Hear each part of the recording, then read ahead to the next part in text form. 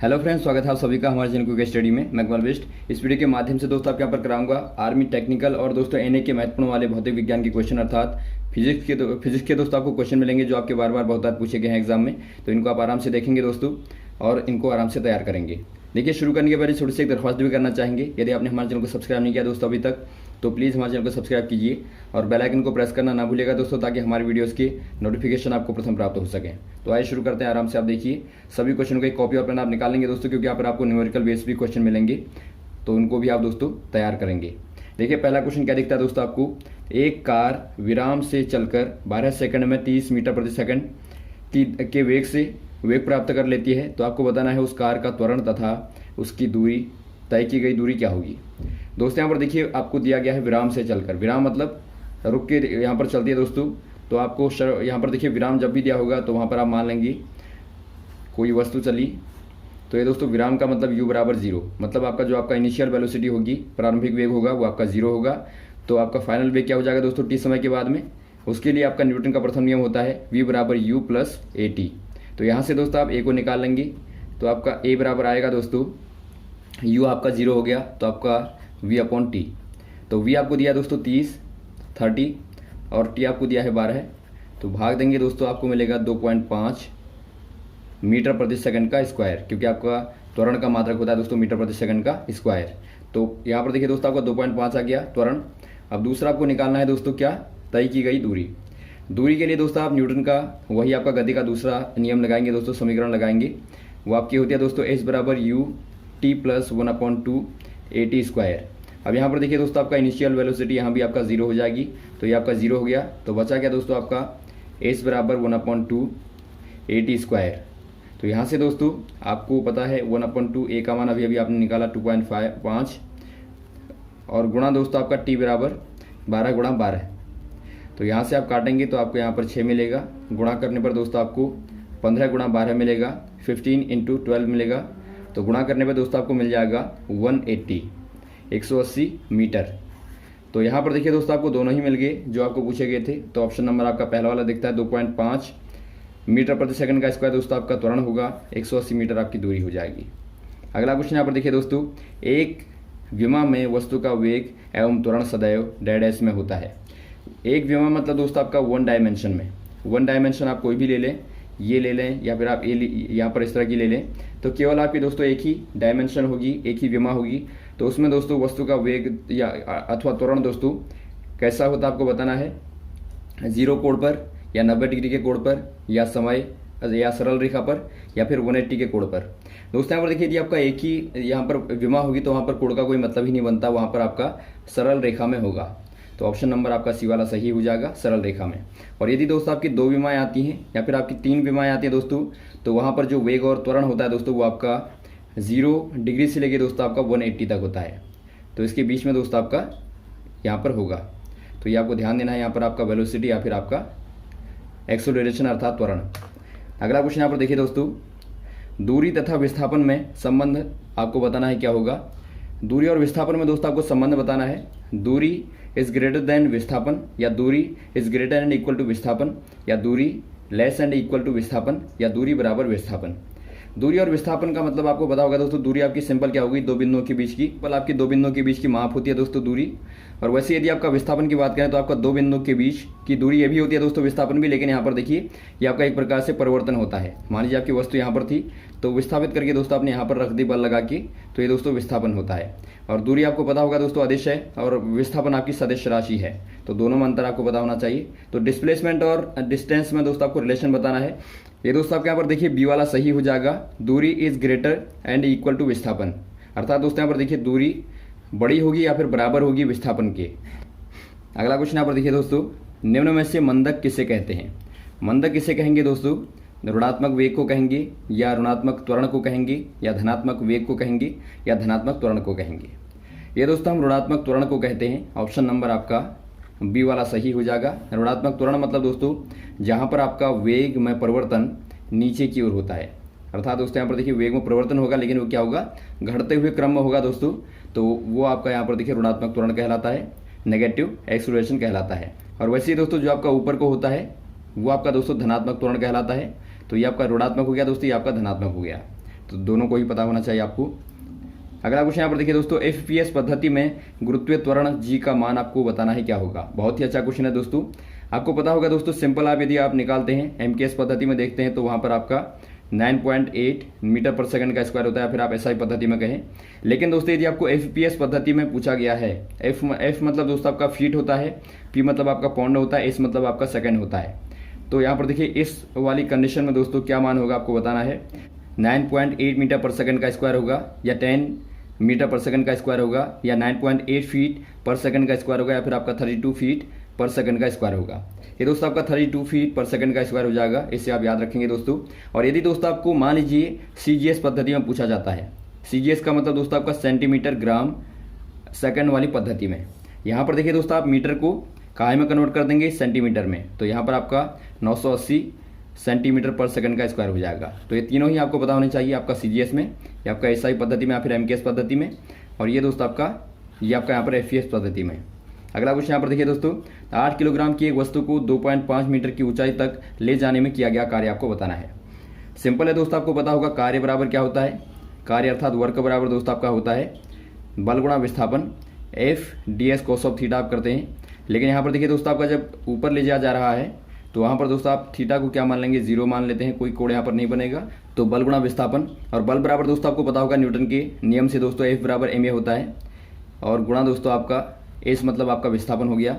तो यहाँ पर देखिए एम का मान आपको दिया है दोस्तों 8, गुणा ए मतलब दोस्तों आपका त्वरण आपका जी हो जाएगा यहाँ पर 9.8, गुणा दोस्तों एस का मान आपको दिया है जो कि आपका दूरी है दोस्तों वो आपकी 2.5 यहाँ पर दी है। तो यहाँ पर आप गुणा कर देंगे इनको दोस्तों, तो आपको आराम से मिलेगा 196 अर्थात 196, इतना दोस्तों जूल में आ जाएगा। तो ऑप्शन नंबर आपका सी वाला सही हो जाएगा। अगला क्वेश्चन यहाँ पर देखिए दोस्तों, जब एफ अर्थात बल व एस विस्थापन के मध्य में मध्य का कोण theta is greater and equal to π/2 and less and equal to pi होता है, तो यहाँ पर देखिए दोस्तों कार्य क्या होगा इस पर, यहाँ पर इस कंडीशन में धनात्मक होगा, ऋणात्मक होगा, शून्य होगा, कोई नहीं। दोस्तों यहाँ पर देखिए आपको धनात्मक ऋणात्मक कार्य को समझना है और शून्य कार्य को समझना है। जब दोस्तों आपका विस्थापन क्या होगा, ऋणात्मक होगा, तो आपका ऋणात्मक कार्य होगा, धनात्मक होगा तो धनात्मक होगा। और यदि विस्थापन में दोस्तों कोई भी परिवर्तन नहीं होगा वस्तु की स्थिति में, तो वहाँ पर आपका शून्य होता है। आपको पता होगा दोस्तों, यदि आप एक पहाड़ पर बल लगाएं या फिर आप एक पेड़ पर बल लगाएं दोस्तों, वहाँ पर कोई विस्थापन नहीं होता, तो दोस्तों फिजिकली वो कार्य आपका 0 माना जाता है। तो बल लगाने से ही कार्य नहीं होता, बल्कि उसमें विस्थापन भी होना चाहिए। अब यहाँ पर देखिए दोस्तों आपको कंडीशन दी है, जो आपका एंगल है, मान लीजिए दोस्तों कोई वस्तु यहाँ पर थी, इसको आप समझिए पी पोजिशन में थी, तो आपने विस्थापित करके डीएस विस्थापन करके दोस्तों डिस्प्लेसमेंट करके आपने क्यू कंडीशन में रख दिया। तो यहाँ पर देखिए आपने बल जो आपका लगाया दोस्तों, आप ये अक्ष मान लेंगे पहले, जो आपका प्लेन है, इसमें दोस्तों आपने बल लगाया यहाँ पर, इधर को एफ बल लगाया दोस्तों, जो कि आपका थीटा कोण बनाता है। तो ये दोस्तों आपकी वस्तु यहाँ पर पहुँच गई। अब यहाँ पर देखिए दोस्तों, जो आपका थीटा एंगल होगा, ये आपका वाई मान लीजिए एक्स को, ये वाली एक्स दोस्तों आपकी एक्स अक्ष हो गई। अब यहाँ पर देखिए दोस्तों, जब आपने थीटा को लगाया इधर को, तो ये दोस्तों आपको आगे को बढ़ेगा। अब थीटा को दोस्तों आप 0 से लेके, ये आपका 0 है, 0 से लेके दोस्तों आप 90 तक ले जाएंगे तो आपका धनात्मक ही होगा, क्योंकि दोस्तों यहाँ पर आपका कॉस ऑफ थीटा का मान क्या होता है दोस्तों, धनात्मक होता है। लेकिन जब आप दोस्तों 90 के ऊपर जाएंगे तो आप इधर को चले जाएंगे, तो इधर को दोस्तों आपका देखिए जो वस्तु है, वस्तु की दोस्तों दिशा बदल गई, अर्थात दोस्तों अब दोस्तों आप वस्तु को अपोजिट डायरेक्शन में ले जाने लगे। तो यहाँ पर दोस्तों आपका ऋणात्मक बल हो जाएगा। तो यहाँ पर आपको कंडीशन जो दी है वो आपकी वाली दी है π/2 मतलब 90, और यहाँ पर पाई मतलब 180। तो यहाँ पर दोस्तों आपको दिया गया है, तो यहाँ पर जब आपका बल कार्य होगा दोस्तों, वो आपका हमेशा ही ऋणात्मक कार्य होगा, नेगेटिव वर्क होगा। तो ऑप्शन नंबर बी वाला सही हो जाएगा। तो यदि आपका पूछा गया दोस्तों, जो एंगल है, एंगल आपका 0 से लेके π/2 के बीच में वेरी करता है, तो वहाँ पर आपका धनात्मक कार्य होगा, और ये आपका ऋणात्मक हो गया। और यदि आपका दोस्तों एंगल थीटा बराबर 90 है, अर्थात बिल्कुल ऊर्ध्वाधर लगता है बल, तो वहाँ पर दोस्तों 0 हो जाएगा, क्योंकि एस और दोस्तों एफ के बीच में जो कोण है वो आपका 90 होने पर 0 कार्य होगा। अगला क्वेश्चन यहाँ पर देखिए दोस्तों, यदि v वेग से गतिमान गाड़ी में m द्रव्यमान का व्यक्ति बैठा हुआ है, तो गाड़ी के सापेक्ष व्यक्ति की गतिज ऊर्जा क्या होगी। दोस्तों यहाँ पर देखिए आप क्लियर देख रहे हैं कि व्यक्ति जो है गाड़ी में ही बैठा है। अब देखिए व्यक्ति, यदि गाड़ी गतिमान है दोस्तों, वस्तु यहाँ पर व्यक्ति भी गतिमान होगा उसके साथ में बराबर। तो यहाँ पर देखिए दोस्तों आपको सापेक्ष पूछा गया है। सापेक्ष आपका तब निकाल पाते हैं दोस्तों जब एक वस्तु दूसरे के सापेक्ष में दोस्तों रुकी हुई हो, या फिर स्थिर अवस्था में हो, या फिर दोस्तों उन दोनों में v1 और दोनों में वेलोसिटी में अंतर हो। लेकिन यहाँ पर आप देखते हैं दोनों एक ही है, अर्थात गाड़ी में ही बैठा है, तो वहाँ पर आपका वेलोसिटी में कोई भी अंतर नहीं है। तो यहाँ पर दोस्तों आपका सापेक्ष क्या हो जाएगा दोस्तों, के माइनस के आपका 0 हो जाएगा। तो ऑप्शन नंबर आपका सी वाला सही हो जाएगा। और यदि आपका कम और ज़्यादा होगा दोस्तों वहाँ पर आपका अलग अलग होगा। यदि आपका सिंपल दोस्तों अर्थ के सापेक्ष निकाला जाता है तो वहाँ पर दोस्तों आपका के बराबर 1/2 mv² आपका होता है, जो कि आपको बार बार दोस्तों काइनेटिक एनर्जी पूछा जाता है, गतिज ऊर्जा का फॉर्मूला पूछा जाता है। m द्रव्यमान, v आपका वेलोसिटी। अगला क्वेश्चन यहाँ पर देखिए दोस्तों, वृत्ताकार पथ में गतिमान कण पर अभिकेंद्रीय बल द्वारा किया गया कार्य क्या होता है। अभिकेंद्रीय बल मतलब आपको पता होगा दोस्तों, मान लीजिए कोई ये पिंड यहाँ पर पिंड घूम रहा है यहाँ पर केंद्र पे, तो ये आपका द्रव्यमान m मान लीजिए, वेलोसिटी v मान लीजिए और ये आपकी दूरी r है। तो इसके लिए दोस्तों आपका mv²/r आपका क्या होता है दोस्तों, अभिकेंद्र बल होता है, कभी पूछ लिया जाता है। अब लेकिन दोस्तों यहाँ पर देखिए, यदि आपका अभिकेंद्र बल द्वारा किया गया कार्य पूछा गया होगा तो ये आपका 0 होगा। क्यों होगा दोस्तों, क्योंकि ये केवल दोस्तों आपकी दिशा में परिवर्तन करता है, केवल दिशा में परिवर्तन करेगा, लेकिन आपका विस्थापन यहाँ पर वहीं पर होती है वस्तु, कुछ नहीं होता। तो यहाँ पर आप कह देंगे दोस्तों ये केवल आपका दिशा में परिवर्तित करता है, तो इसमें कोई भी परिवर्तन नहीं होगा इसके अलावा। तो इसे आप कहेंगे दोस्तों आपका 0 कार्य। तो आप याद रखेंगे अभिकेंद्र बल के द्वारा किया गया कार्य दोस्तों 0 होता है यहाँ पर कण के लिए। अगला क्वेश्चन यहाँ पर देखिए दोस्तों, कथन 1 बिना संवेग की ऊर्जा संभव है। कथन 2 दिया है आपको, बिना ऊर्जा की संवेग संभव है। सही कथन कौन सा है इनमें से आपको बताना है। दोस्तों यहाँ पर देखिए, यदि आप ऊर्जा की बात करें दोस्तों तो आपको पता होगा कंजर्वेशन ऑफ एनर्जी के माध्यम से कभी भी दोस्तों आपकी एनर्जी जो ऊर्जा है कभी भी दोस्तों 0 नहीं हो सकती।